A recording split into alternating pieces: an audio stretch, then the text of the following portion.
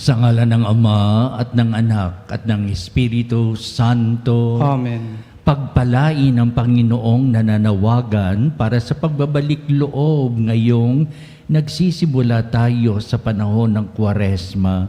Sumainyong lahat ang kanyang pagpapalat, kapayapaan. At sumayo rin. Manalangin tayo. Ama naming makapangyarihan, ipagkaloob mong masimula namin ngayon sa banal na pagkukusang magtiis ng kagutuman ang pakikipagtunggalian bilang mga kapanig ni Kristo sa aming pagsugpo sa mga salungat sa pamumuhay sa Espiritu. Maging amin nawang sandata ang pagtitimpi sa sarili sa pamamagitan ni Jesucristo kasama ng Espiritu Santo magpasawalang hanggan. Amen. Pagbasa mula sa aklat ni Propeta Joel. Sinasabi ngayon ng Panginoon, mataimtim kayong magsisi at manumbalik sa akin. Kayo'y mag-ayuno, manangis at magdalamhati. Magsisi kayo ng taos sa puso, hindi pakitang tao lamang. Magbalik loob kayo sa Panginoon na inyong Diyos. Siya'y may magandang loob at puspos ng awa. Mapagpahinuhod at tapat sa kanyang pangako, laging handang magpatawad at hindi magpaparusa.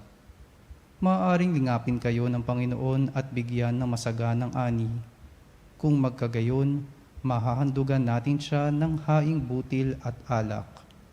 Ang trumpeta ay hipan ninyo sa ibabaw ng bundok ng Sion. Iutos ninyo na mag-ayuno ang lahat.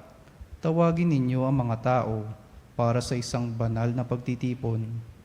Tipunin ninyo ang lahat, matatanda at bata, pati mga sanggol at maging ang mga bagong kasal.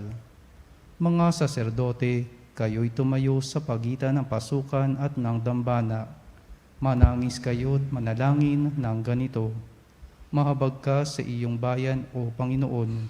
Huwag mong tulutang kami hamakit, pagtawanan ng ibang mga bansa at tanungin, nasaan ang inyong Diyos? Pagkaraan ipinamalas ng Panginoon na siya'y nagmamalasakit sa kanyang bayan. Ang salita ng Diyos. Salamat sa Diyos. Poon iyong kaawaan, kaming sa iyo'y nagsisuway. Poon iyong kaawaan, kami sa iyo'y nagsisuway. Ako'y kaawaan, O mahal kong Diyos, sang-ayon sa iyong kagandahang loob. Mga kasalanan ko'y iyong pawiin, ayon din sa iyong pag-ibig sa akin.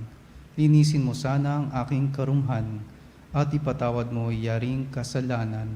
Poon iyong kaawaan, kaming sa iyo'y nagsisuway. Ang pagsalansang ko ay kinikilala, laging nasa isip ko at alaala. Sa iyo lang ako nagkasalang tunay, at ang nagawa ko'y di mo nagustuhan. Poon iyong kaawaan, kaming sa iyo'y nagsisuway. Isang pusong tapat sa akin likhain, bigyan mo, O Diyos, ng bagong damdamin. Sa iyong harapay huwag akong alisin, ang Espiritu mo ang paghahariin. Poon iyong kaawaan, kaming sa iyo'y nagsisuway. Ang galak na dulot ng iyong pagliligtas, ibalik at ako ay gawin mong tapat. Turuan mo akong makapagsalita at pupurihin ka sa gitna ng madla.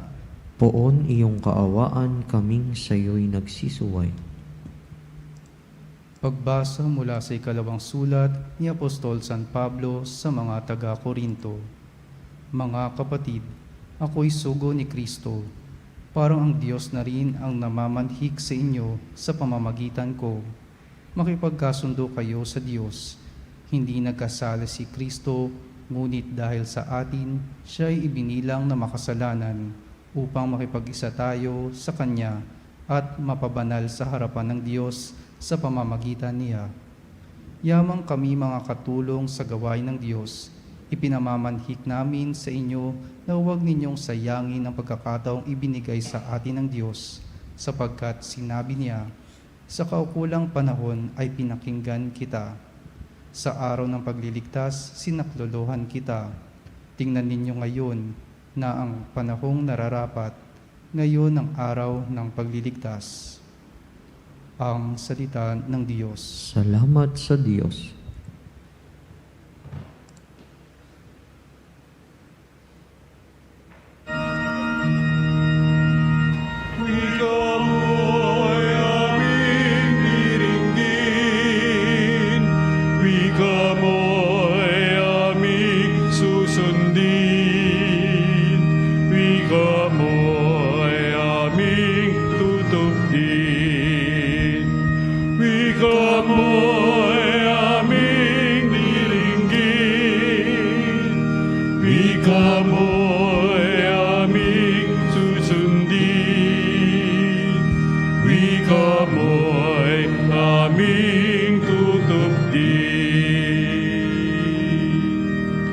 Sumainyo ang Panginoon. At sumayo rin. Ang mabuting balita ayon kay San Mateo. Papuri sa iyo, Panginoon. Noong panahon yun, sinabi ni Jesus sa kanyang mga alagad, "Pag-ingatan ninyo na huwag maging pakitang tao lamang ang paggawa ninyo ng mabuti. Kapag ganyan ang ginawa ninyo, wala kayong matatamong gantimpala buhat sa inyong amang nasa langit. Kaya nga, kapag naglilimos ka, huwag mo nang ipagmakaingay ito katulad ng ginagawa ng mga mapagpaimbabaw doon sa sinagoga at sa mga lansangan.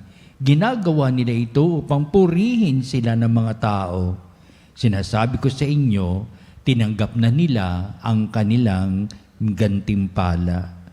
Ngunit kung naglilimos ka, wag mo nang ipaalam ito kahit sa iyong pinakamatalik na kaibigan upang malihim ang iyong paglilimos. At gagantihin ka ng iyong amang nakakikita ng mabuti ng kabutihang ginagawa mo ng lihim. At kapag nananalangin kayo, huwag kayong tumulad sa mga pagpaimbabaw. Mahilig silang manalangin ng patayo sa mga sinagoga at sa mga panulokang daan upang makita ng mga tao. Sinasabi ko sa inyo, tinanggap na nila ang kanilang gantimpala. Ngunit kapag nananalangin ka, pumasok ka sa iyong silid at isara mo ang pinto. Saka ka manalangin sa iyong amang hindi mo nakikita at gagantihin ka ng iyong amang nakakikita ng kabutihang ginagawa mo ng lihim. Kapag nag-aayuno kayo, huwag kayong magmukhang malungkot tulad ng mga mapagpaimbabaw. Hindi sila nag-aayos upang malaman ng mga tao na sila'y nag-aayuno. Sinasabi ko sa inyo, tinanggap na nila ang kanilang gantimpala. Kapag ikaw ay nag-aayuno, mag-ayos ka ng buhok at maghilamos upang huwag mapansin ng mga tao na nag-aayuno ka. Ang iyong amang hindi mo nakikita, ang siyang lamang nakaalam nito. Siya na nakikita ng kabutihang ginagawa mo ng lihim ang gaganti sa iyo. Ang mabuting balita ng ating kaligtasan. Pinupuri ka namin, Panginoong Hesukristo. Pasimulan ng Kwaresma, ika-nga o 40 araw upang ang Miyerkules de Ceniza ngayon o Miyerkules ng Abo ay pangunahan ng mga gawaing tunay tulad ng kabanalan o gawain ng pagtalikod sa mga kasamaan o paggawaing pagpapanibago o pagbabago ng buhay. Sapat ito magiging simula ng mahaba nating pagdiriwang kung ano ang dapat na nakaugnay sa buhay nating bilang tayo ay pinagpapala ng Diyos upang mahango tayo sa lahat ng mga ating mga pagkakasalat, tayo'y patawarin ng Diyos at upang sa pagpapanibago ng buhay, may panibagong buhay na itinatalaga ang Diyos para sa ating na tayo ay Kanyang pinatatawad at tinutulungan sa marami nating pagbabalik loob sa Kanya. Ika nga'y may 40 araw tayo sa pagnilay-nilay natin sa pagpapakasakit, kamatayan at muling pagkabuhay ng ating Panginoong Jesucristo. Ang pagkakataong upang pagdinaya natin ang buhay, kamatayan at muling pagkabuhay ni Kristo na tunay na magiging daan at panuntunan sa ating pang-araw-araw na buhay. Ngayong araw na ito, ng Miyerkules ng Abo, ay pinapahayag sa mabuting balita ang kahulugan ng buhay. Life is really very precious in the eyes of God and in the eyes of men too. Yun ang dapat nating bigyan ng pagpapahalaga. At simula pa noong pinahayag ni Kristo ang tungkol sa paghahari ng Diyos, meron siyang ginagawang pagsasaayos. At ang mga pagsasaayos na ito ay tunay na nagiging makahulugan at mahalaga sa ating pang-araw-araw na buhay. Tingnan natin kung ano. Pero bago ang lahat, una, pinapahayag ngayon sa panahon ng Kwaresma kung anong pinanggalingan natin. Tayo galing sa alabok at tayo'y babalik sa pagiging alabok. Di ba? Kaya upang sabihin, ang halaga ng buhay na pinagkaloob sa atin ng Diyos, na galing tayo sa lupa, pero babalik din tayo sa lupa, pero binigyan ng buhay sa pamamagitan ng Espiritu ng Diyos, upang sabihin ang paglikas sa mga tao ay paglikha sa sangkatauhang puspos ng pagpapala ng Diyos, sapagkat ang Diyos ay nagmamahal na higit sa lahat. Oo nga, sa lupa tayo galing, babalik tayo sa lupa. Ibig sabihin, may hangganan ang lahat ng tao, pero above everything else, the life that God has given us is because of His great love for humanity. Ang Kanyang dakilang pagmamahal, ang siyang binibigyan natin ng daan sa panukala nitong ating Kwaresma. It is the love of Jesus offering His only life for us. And that will be a way of life for all of us, opening our minds and our hearts, truly accepting the love of God in our lives forever and ever. Ika nga, forever and ever. Amen.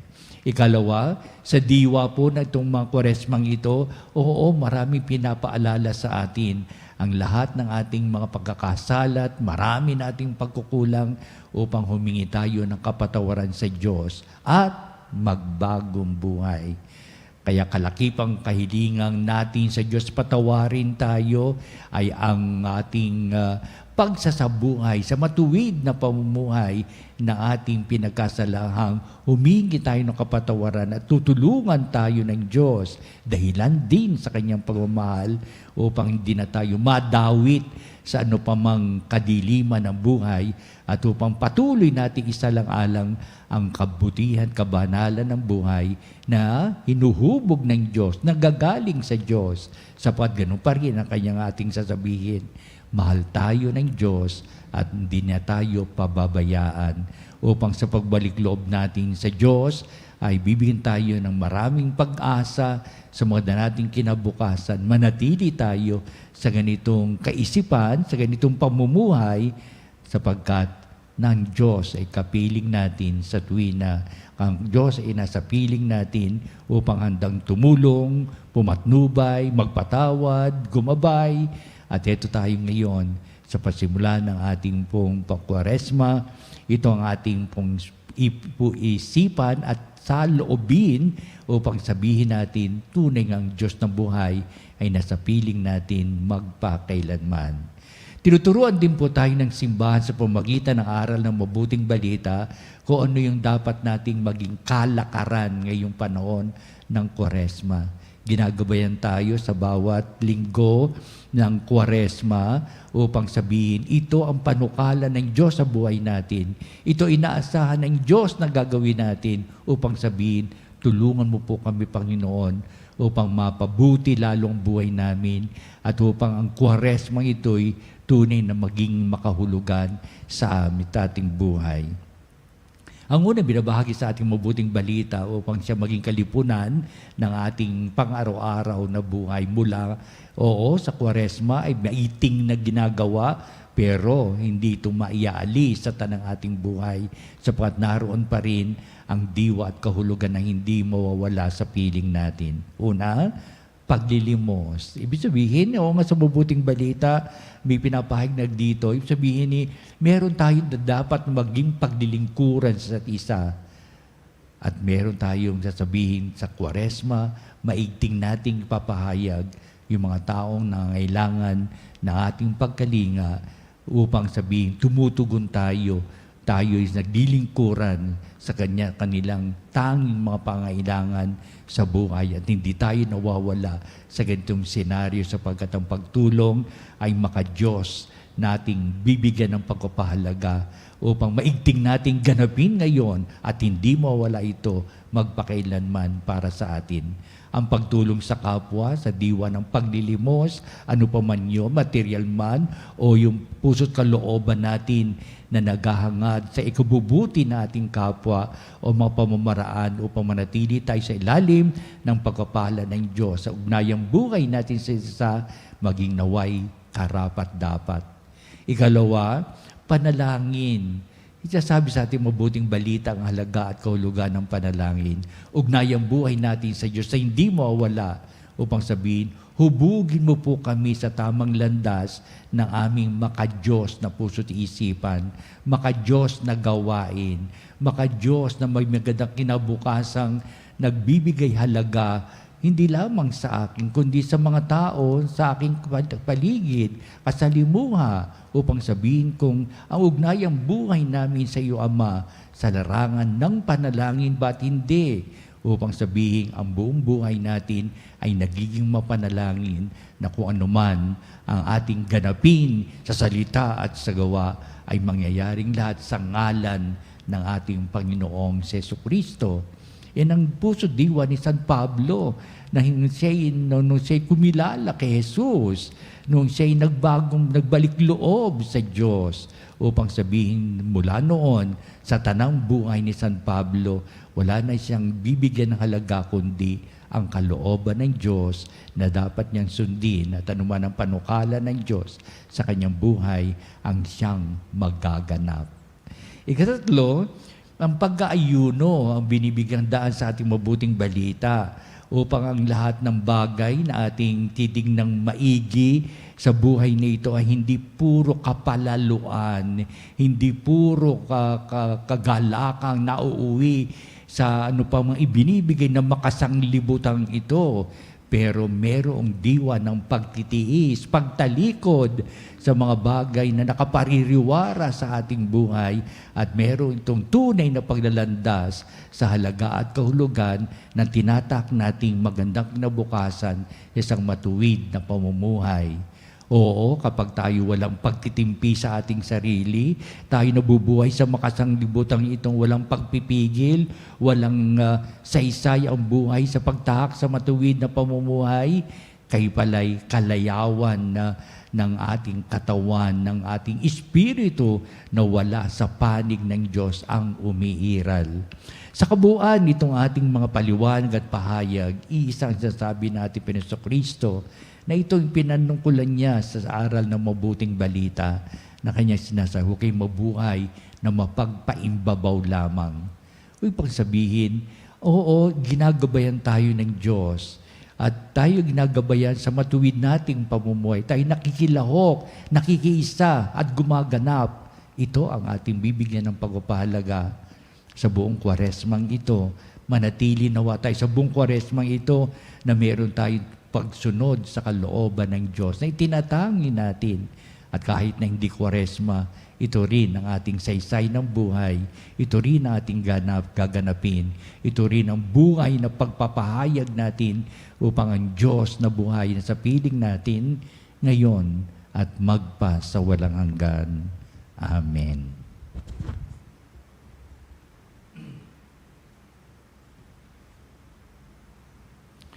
Panalangin ng bayan ay na kayo makapanalig upang lang natin masaksihan ang dakilang pag-ibig ng Diyos. Ngayon tayo dumudulog sa lahat ng ating mga pangailangan. Ang ating po itutugon sa bawat panalangin. Baguhin mo ang aming puso, O Panginoon. Baguhin mo ang aming puso, O Panginoon.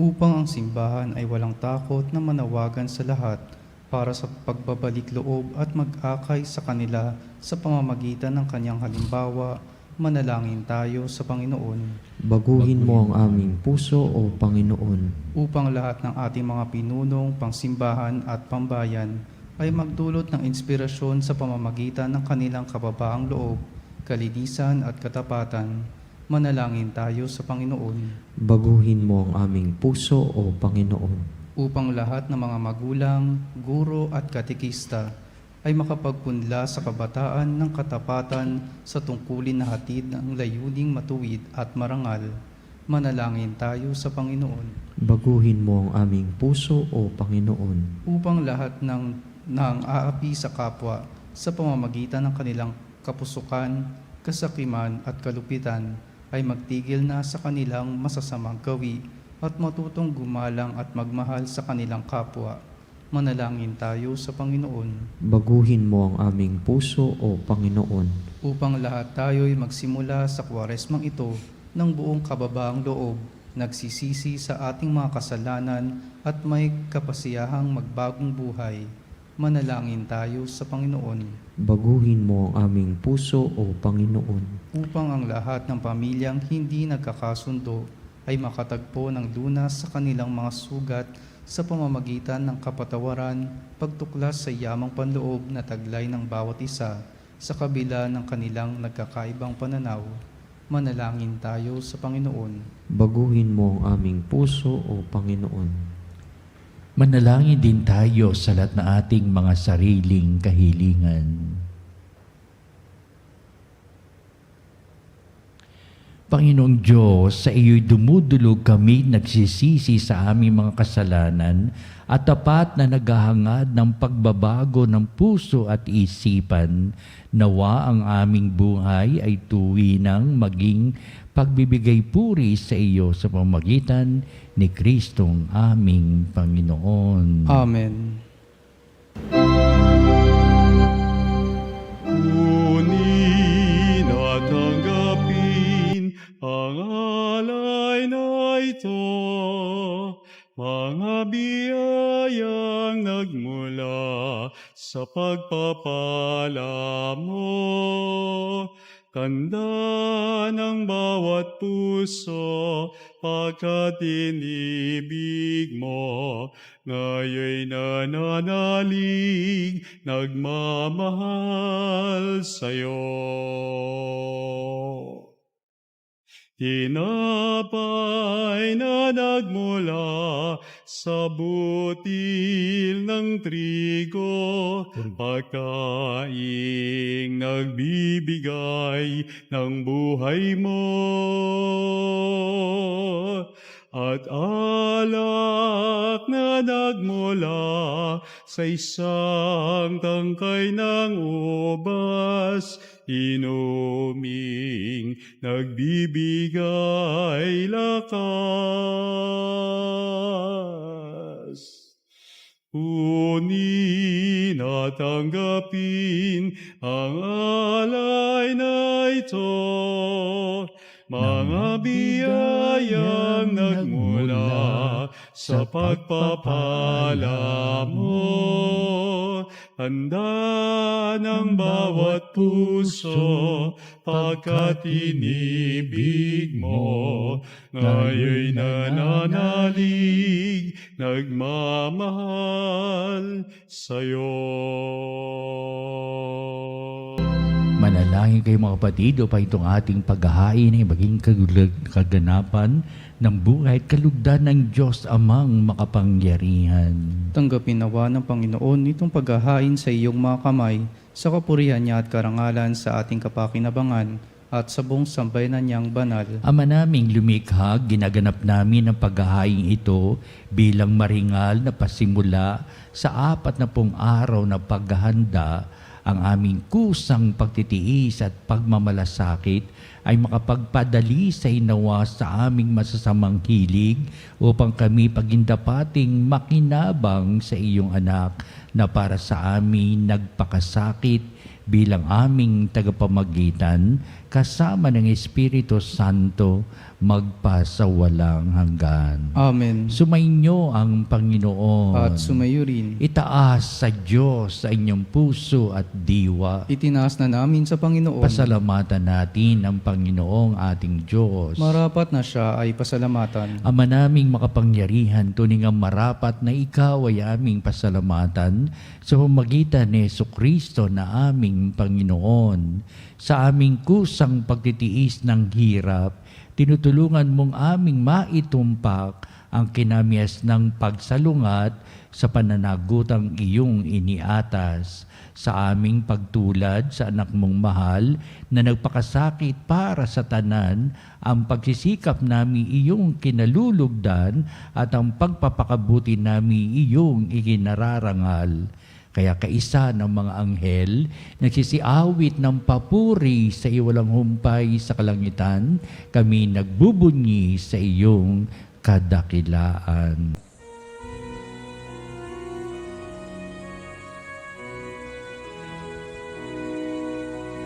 Santo, Santo, Santo, Panginoong Diyos ng mga hukbo, napupuno ang langit at lupa ng kadakilan mo. Hosana, Hosana sa kaitaasan. Pinagpalang na paririto sa ngalan ng Panginoon. Hosana, Hosana sa kaitaasan.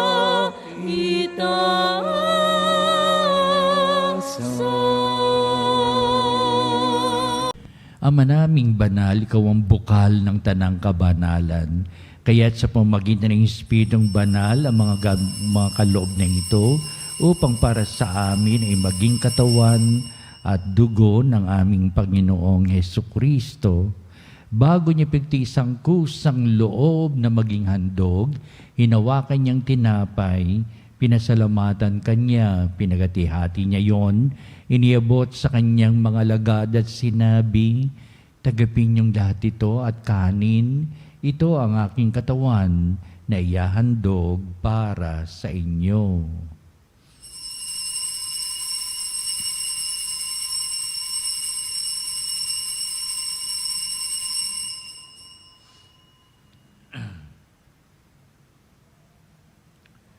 Gayun din naman, pagkatapos ng hapunan, hinawakan niya ang kalis, muli kanyang pinasalamatan, inibot niya ang kalis sa kanyang mga lagad at sinabi, "Tagapin niyong lahat ito at inumin ito ang kalis ng aking dugo ng bago at walang hanggang tipan.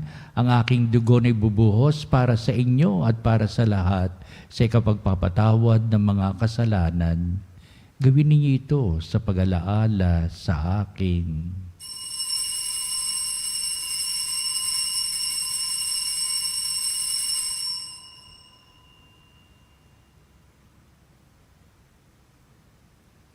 Ipagbunyi natin ang misteryo ng pananampalataya. Si Kristo'y namatay, si Kristo'y nabuhay, si Kristo'y babalik sa wakas ng panahon. Ama, ginagawa namin ngayon ang pag-alaala sa pagkamatay at muling pagkabuhay ng iyong anak, kaya tinihali namin sa iyo ang tinapig bibigay buhay at ang kalis na nakakaloob ng kaligtasan.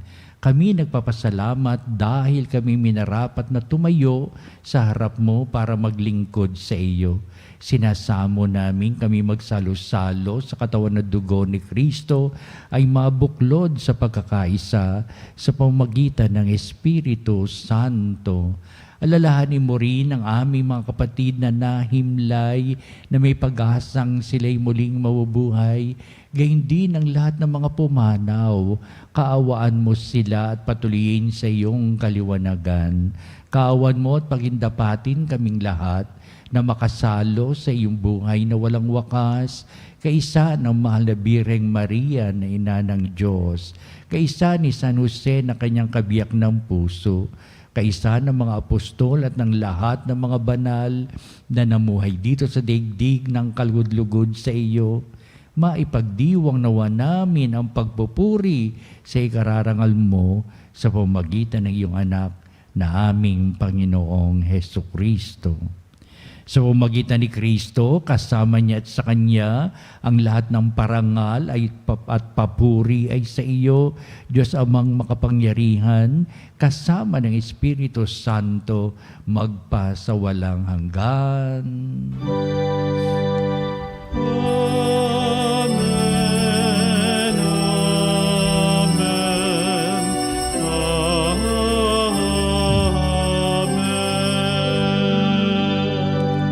Sa tagbubili ng mga nakagagaling na utos at turo ni Jesus ng Panginoon natin at Diyos, ipahayag natin ng lakas loob.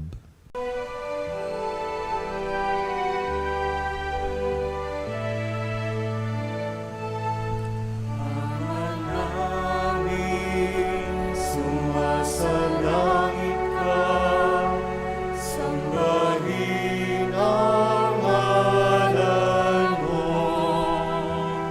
Mapasa amin ang kaharian mo, sundin ang loob mo.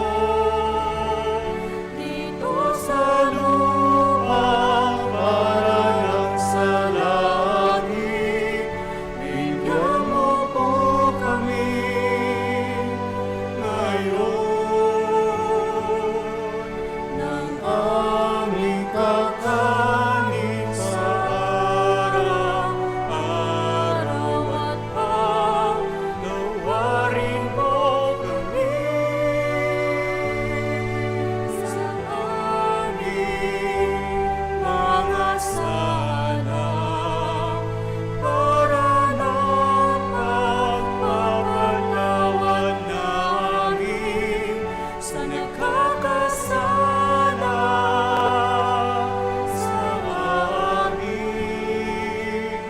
At huwag mo kaming ipahintulot sa gusto,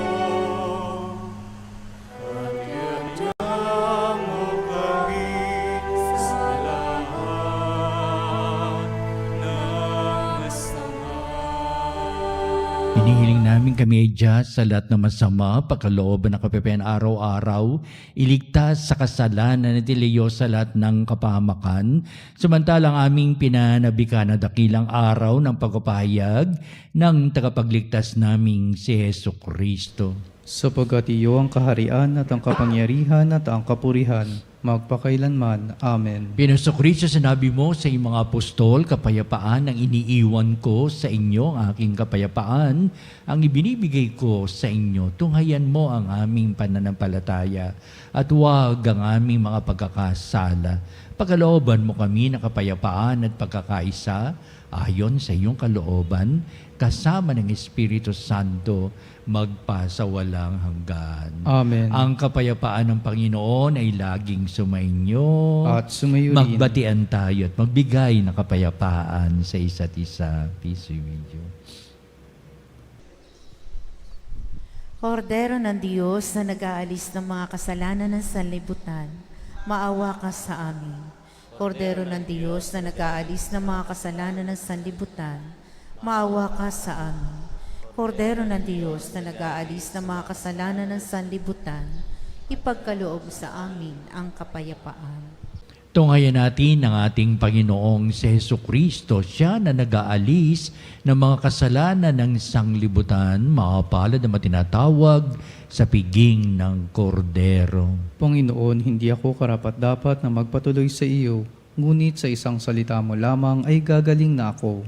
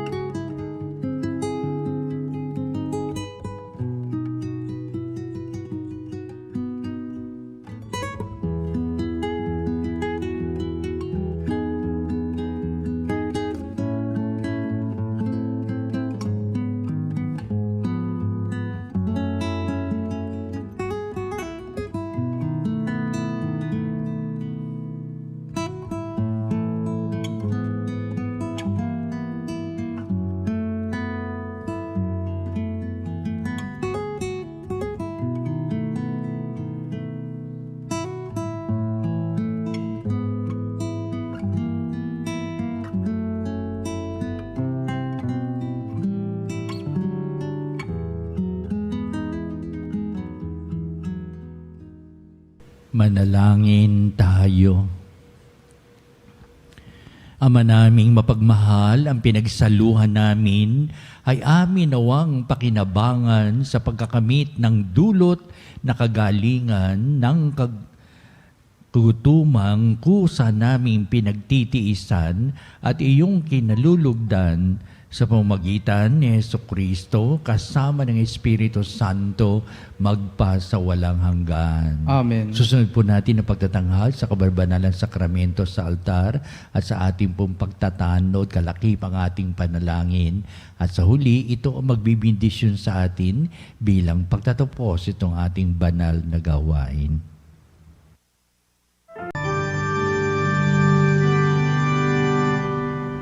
O salutaris hostia, Ecce pandis hostium, Elabremur hostilia,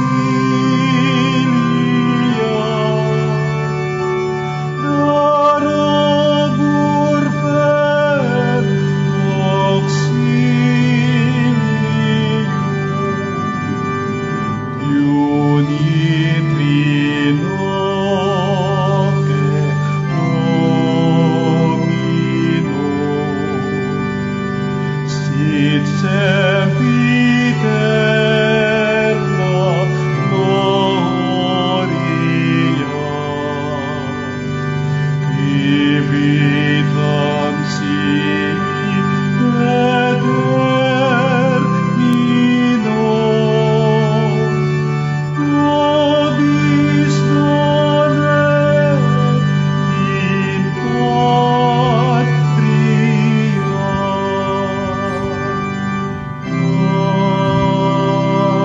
Amen. Mga panalig bilang isang bayang tinawag ng Ama kay Jesucristo na pinabuklod sa iisang katawan, tayo'y manikluhod at sumamba sa Panginoong Jesucristo sa kabanalang sakramento sa altar.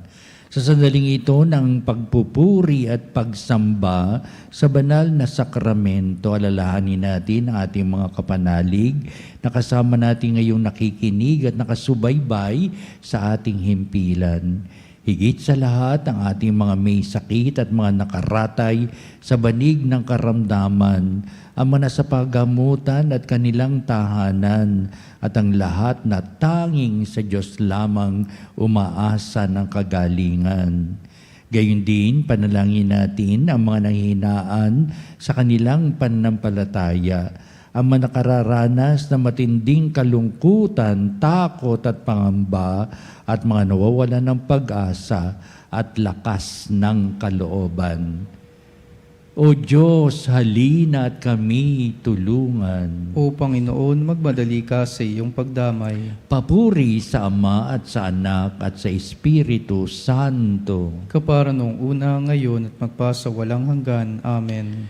Purihin ang makapangyarihang Ama na nagsugo sa kanyang bugtong na anak upang tayo'y maipagkasundo sa Kanya. Pinupuri ka namin ngayon at kailanman. Purihin ang Panginoong Hesukristo, ang kordero ng Diyos na nag-alay ng kanyang katawan at dugo bilang pagtubos sa sala ng tanan. Pinupuri ka namin ngayon at kailanman. Purihin ang banal na Espiritu, ang Panginoong nagpapabanal na pumupuspos at nagbibigay kagalingan sa lahat. Pinupuri ka namin ngayon at kailanman. Kapangyarihang Diyos na walang hanggan, Ikaw ang aming Panginoon at butihing Ama. Sa iyong pagpapala, ipinagkaloob mo ang lakas sa aming kahinaan.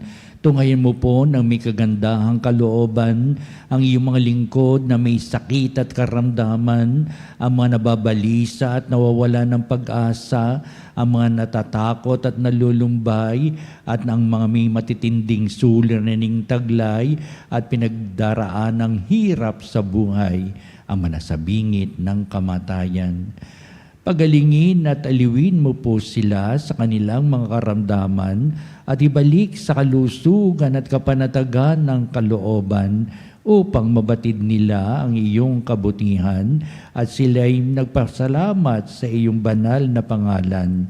Hiniling namin ito sa pamamagitan ni Kristong ating Panginoon. Amen. Panginoon, nagsusumamo kaming dalawin ang tahanang ito at alisin mula rito ang lahat na mapanirang kapangyarihan ng kaaway.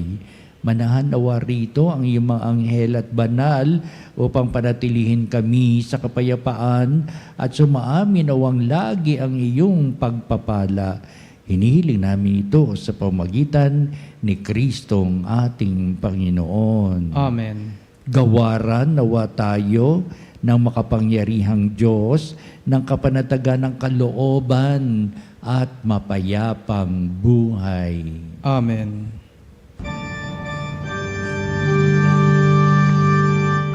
Tantum ergo sacramentum veneremur cernui et antiquum documentum novocedat vitui preste fides supplementum sensum defectui genitori genitoque lauset jubilatio salus honor virtus coque sire benedictio occidenti amut proque comparsit laudatio.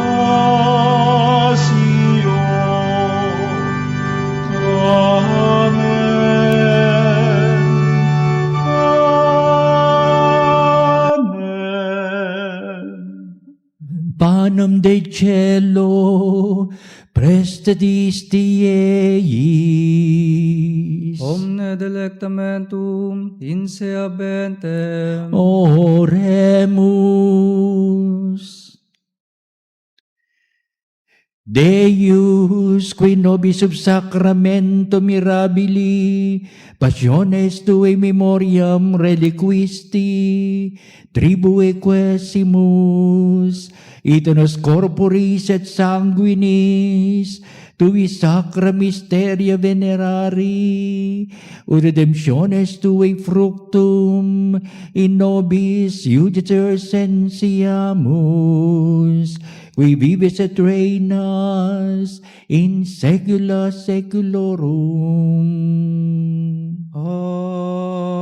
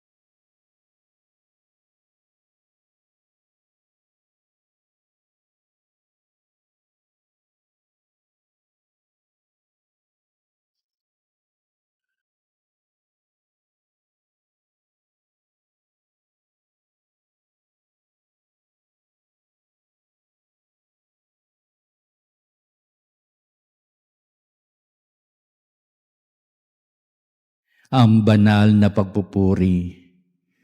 Purihin ang Diyos. Purihin ang Diyos. Purihin ang kanyang banal na pangalan. Purihin ang kanyang banal na pangalan. Purihin si Jesucristo, Diyos na totoo at tao namang totoo. Purihin si Jesucristo, Diyos na totoo at tao namang totoo. Purihin ang ngalan ni Jesus. Purihin ang ngalan ni Jesus. Purihin ang kanyang kaban-banalang puso. Purihin ang kanyang kabanal-banalang puso. Purihin ang kanyang kamal-mahalang dugo. Purihin ang kanyang kamahal-mahalang dugo. Purihin si Jesucristo sa banal na sakramento sa altar. Purihin si Jesucristo sa banal na sakramento sa altar. Purihin ang Espiritu Santo ang mga aliw. Purihin ang Espiritu Santo ang mga aliw. Purihin ang dakilang ina ng Diyos, si Maria Santissima. Purihin ang dakilang ina ng Diyos, si Maria Santissima. Purihin ang kalsinisang paglilihi sa Kanya. Purihin ang kalinis-linisang paglilihi sa Kanya. Purihin ang Kanyang malalhating pag-aakyat sa langit. Purihin ang kanyang maluwalhating pag-aakyat sa langit. Purihin ang ngalan ni Maria, Birhen at Ina. Purihin ang ngalan ni Maria, Birhen at Ina. Purihin si San Jose, ang kanyang kalsinisang esposo. Purihin si San Jose, ang kanyang kalinis-linisang esposo. Purihin ang Diyos sa kanyang mga anghel at mga santo. Purihin ang Diyos sa kanyang mga anghel at mga santo.